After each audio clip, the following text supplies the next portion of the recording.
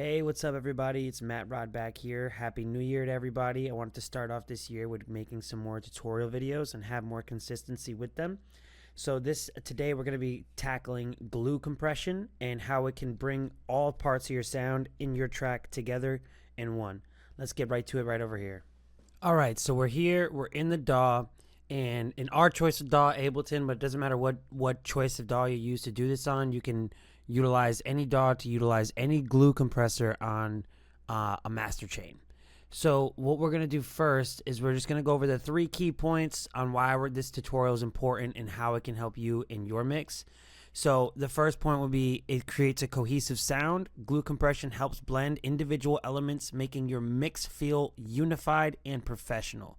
This way you can complete the mix. A lot of times this is the one thing that's missing, especially if you've made your own beat and you recorded your own song, like I'm about to show you right here in this clip right here.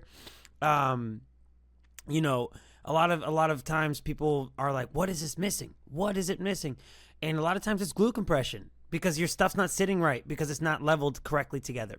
And then the second point would be it adds a smoothness and a balance, which basically just means it tames the harsh peaks and balances the dynamics, making sure no single part of the song overpowers the mix.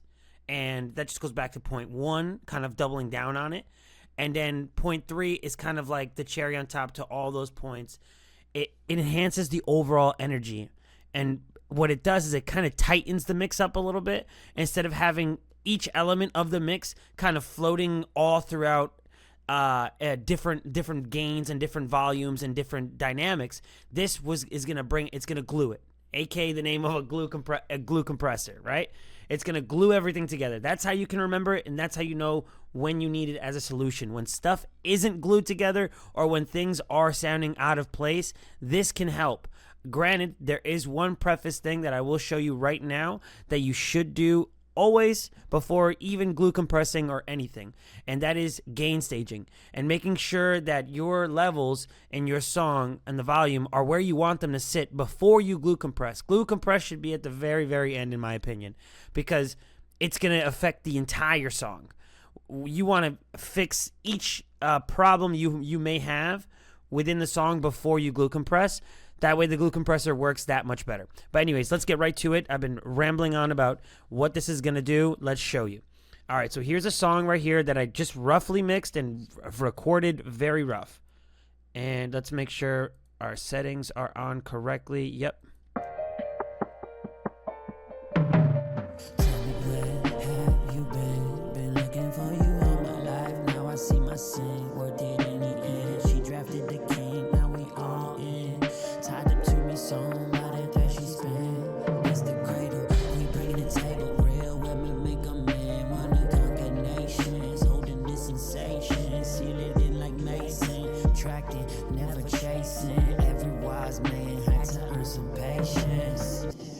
So there you go, right? So you can hear that my voice is sitting too low compared to the high-end parts of the sample, which is I have in pink. These are like the melody parts, and then what I have in blue is my drums, so that I can easily mix the two or control the volumes and the gains of each.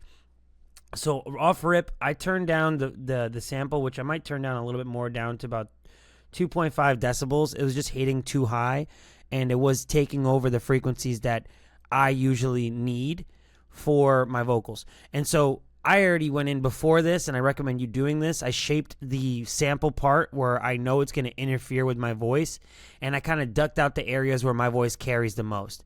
Honestly, I probably could keep a little bit of the high end and take a little bit of the mid out. All right, so that's that. Now that we have the levels, the overall general levels of how we want this whole song to sound, we can now go in and glue compress.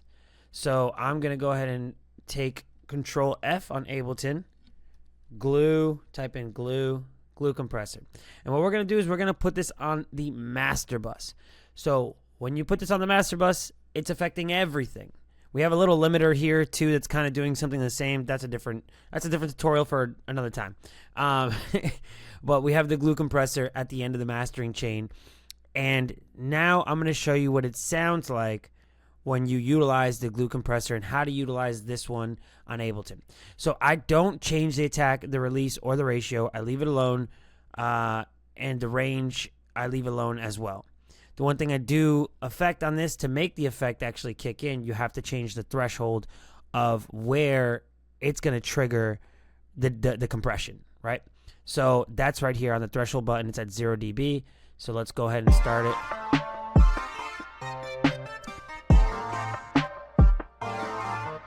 And then where the vocals come in, ready? Now we have compression, right? So now it's compressing. It's basically compressing the entire song so that all of it sounds squished right now, right? Like it sounds squished. It doesn't sound right. That's over compression. If you have your song sounding like that, you are overly compressing. Everything is squished. There's no dynamics. All the dynamics are stuck together. So that's why you got to be careful with the threshold option. And with the threshold option, I like to just get it so that it's barely hitting, so it's barely reacting.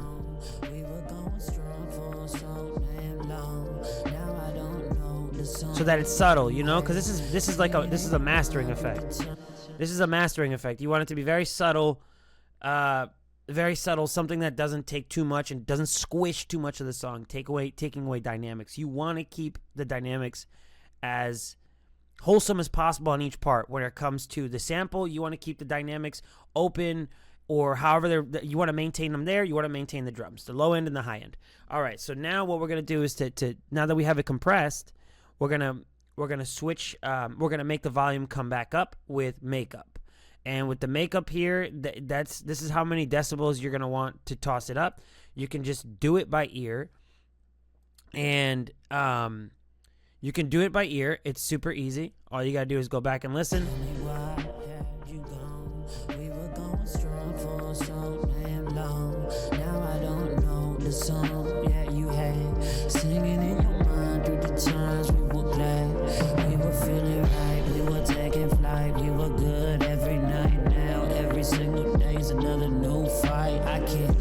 Myself to look in the mirror. She told me to meet my parents, but I ain't been still up. See, now even when the breakaway comes in, the compression isn't working as hard because there's no vocals on there. So it only has to compress one dynamic.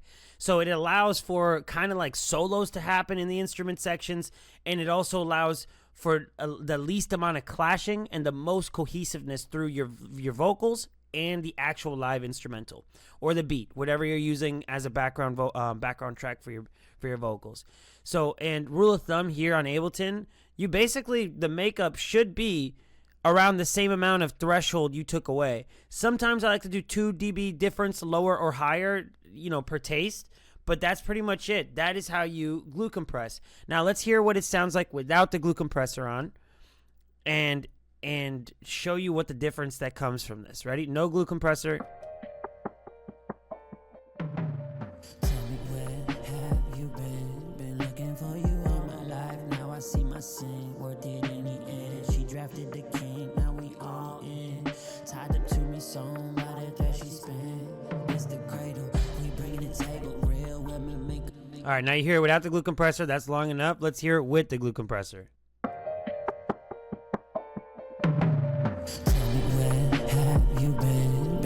For you all my life, now I see my sin. Worth it in the end. She drafted the king. Now we all in. Tied up to me, somebody that she spent. It's the cradle. Clearly, I mean, right now, obviously, I'm not going with that. That's you know, it's peaking a little bit. I just wanted you guys to hear the loudness difference. And you tweak the settings while checking your LUFS or your volume meters. You're doing all that at the same time. You know, do everything with taste. Take this tutorial as a base knowledge of glue compression, and then add your taste to it. And as I recommend with my tutorials and any of the tutorials you watch, do not be afraid to add your own little flavor to it, because there's a lot of stuff that people aren't doing that you may be trying that they've never tried before. So take this as a base block and build from there. And so that's pretty much it for the entire video. There was one little thing I forgot to mention, which is what got this to stop clipping, was the soft clipper option. If you have a soft clipper, Highly recommend putting that on your glue compressor or on the master in a tasteful way. That way you're not, once again, taking away dynamics that are important in the track. You're just controlling them. You're not taking anything away. You're just controlling the peaks and bringing the lows up and bringing everything to a center balance. But that's it for the tutorial today. I hope this was helpful. If you have other tutorials you want me to cover, or ideas you'd like me to cover, or any questions at all, feel free to leave a comment below. Like and subscribe to keep the channel going. We got a lot more coming for you 2025. Thank you, everybody. Peace.